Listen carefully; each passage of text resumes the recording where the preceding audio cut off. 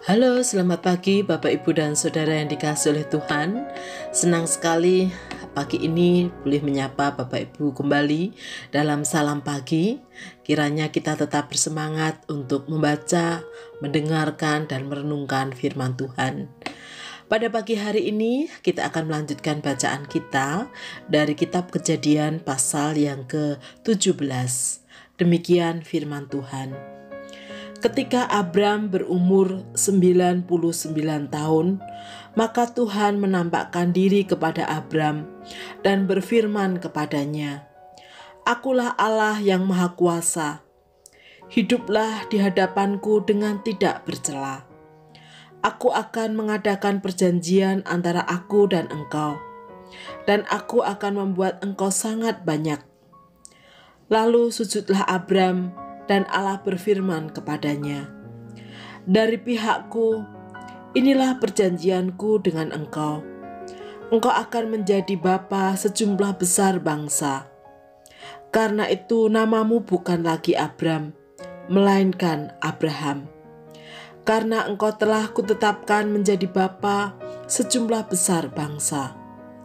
Aku akan membuat engkau beranak cucu sangat banyak. Engkau akan kubuat menjadi bangsa-bangsa, dan daripadamu akan berasal raja-raja. Aku akan mengadakan perjanjian antara aku dan engkau, serta keturunanmu turun-temurun menjadi perjanjian yang kekal, supaya aku menjadi Allahmu dan Allah keturunanmu. Kepadamu dan kepada keturunanmu akan kuberikan negeri ini yang kau diami sebagai orang asing, yakni seluruh tanah Kanaan akan kuberikan menjadi milikmu untuk selama-lamanya, dan aku akan menjadi Allah mereka." Lagi firman Allah kepada Abraham, "Dari pihakmu, engkau harus memegang perjanjianku, engkau dan keturunanmu turun-temurun.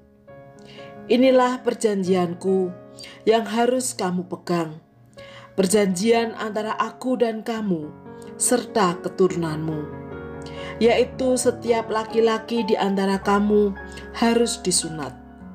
Haruslah dikerat kulit katanmu, dan itulah akan menjadi tanda perjanjian antara aku dan kamu.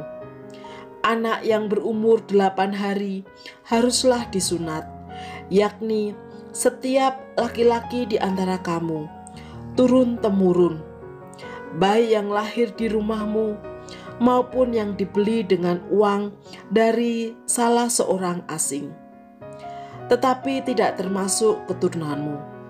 Orang yang lahir di rumahmu dan yang engkau beli dengan uang harus disunat. Maka dalam dagingmu lah perjanjianku itu menjadi perjanjian yang kekal. Dan orang yang tidak disunat, yakni laki-laki yang tidak dikerat kulit katannya, maka orang itu harus dilenyapkan dari antara orang-orang sebangsanya. Ia tetap telah mengingkari perjanjianku." Selanjutnya Allah berfirman kepada Abraham, "Tentang istrimu Sarai, janganlah engkau menyebut dia lagi Sarai, tetapi Sarah, itulah namanya. Aku akan memberkatinya, dan daripadanya juga aku akan memberikan kepadamu seorang anak laki-laki. Bahkan aku akan memberkatinya, sehingga ia menjadi ibu bangsa-bangsa.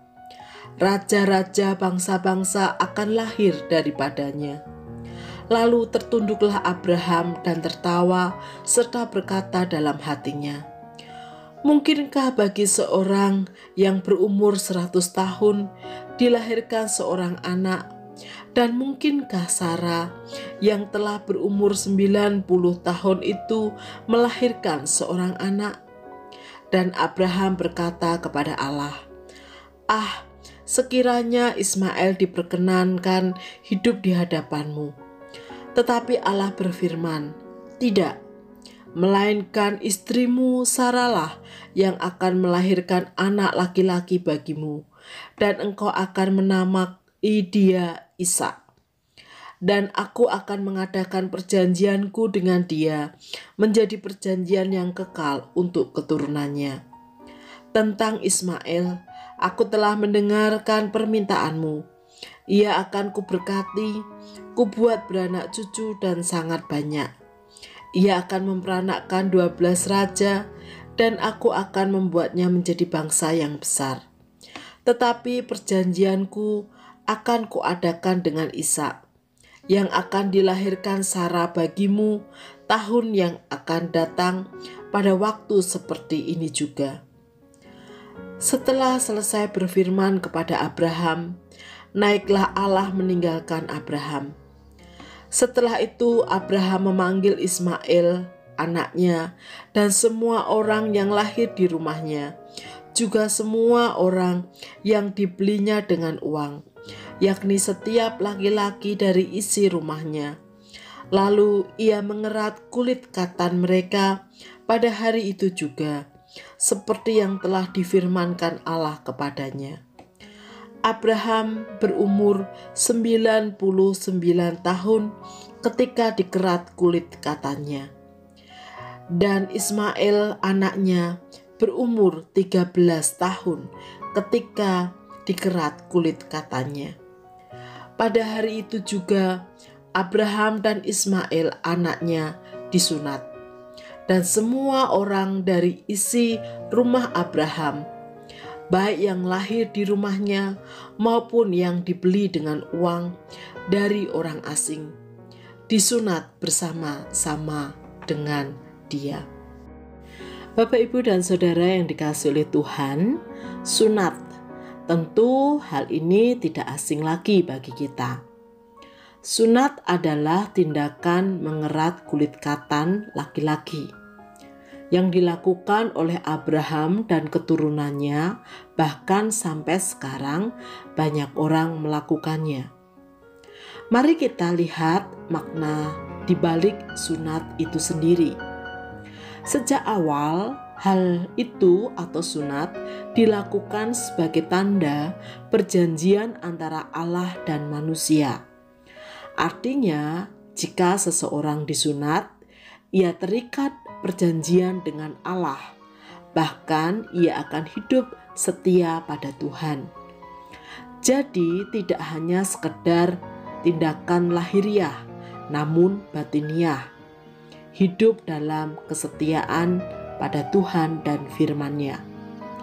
Dalam perkembangannya, orang jatuh pada mementingkan lahiriah, sehingga ketika sudah disunat seolah-olah sudah hebat, padahal hidupnya jauh dari Tuhan. Oleh karena itu, dalam perjanjian baru yang ditekankan bukan sunat secara lahiriah, tetapi rohani, yaitu sunat hati. Seperti yang tertulis dalam Roma 2 ayat 29 yang berkata, "Tetapi orang Yahudi sejati ialah dia yang tidak nampak keyahudiannya, dan sunat ialah sunat di dalam hati, secara rohani, bukan secara hurufiah. Maka pujian baginya datang bukan dari manusia, melainkan dari Allah." Dengan demikian, sunat hati menjadi sangat penting untuk dilakukan. Apakah yang dimaksud sunat hati? Adalah yaitu ketika kita menyerahkan hati kita untuk menerima dan percaya kepada Tuhan Yesus. Tuhan Yesus dalam Lukas 22 ayat 20 berkata, "Demikian yang dibuatnya dengan cawan sesudah makan. Ia berkata, cawan ini adalah perjanjian baru oleh darahku yang ditumpahkan bagi kamu." Yesus Kristus adalah perjanjian baru yang Allah anugerahkan bagi manusia.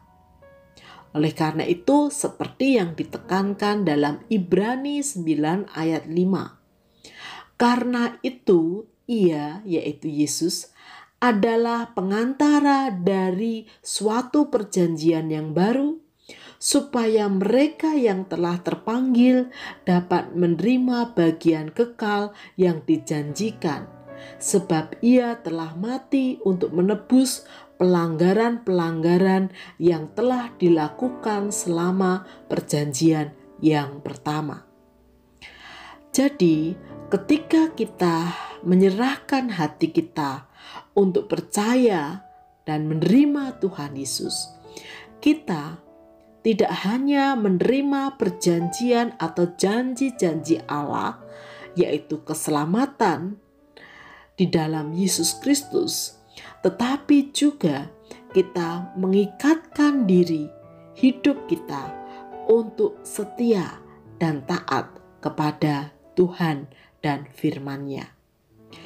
Jadi yang utama bagi kita, Bapak, Ibu, dan Saudara, adalah sunat hati, yaitu dibersihkan oleh darah Kristus, sehingga kita terus dapat setia pada Tuhan, dan kesetiaan kita pada Tuhan menjadi bukti ikatan perjanjian kita dengan Tuhan.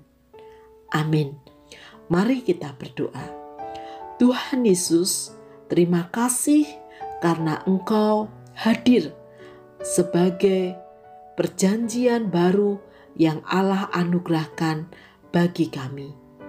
Kiranya kami yang telah percaya dan menerima Engkau sebagai Tuhan dan Juru Selamat, terus dimampukan menjaga ikatan perjanjian itu untuk tetap setia kepada Engkau dan firman-Mu. Di dalam nama Tuhan Yesus kami berdoa. Amin. Bapak, Ibu, dan Saudara yang dikasihi oleh Tuhan, selamat melanjutkan aktivitas hari ini. Tuhan Yesus memberkati.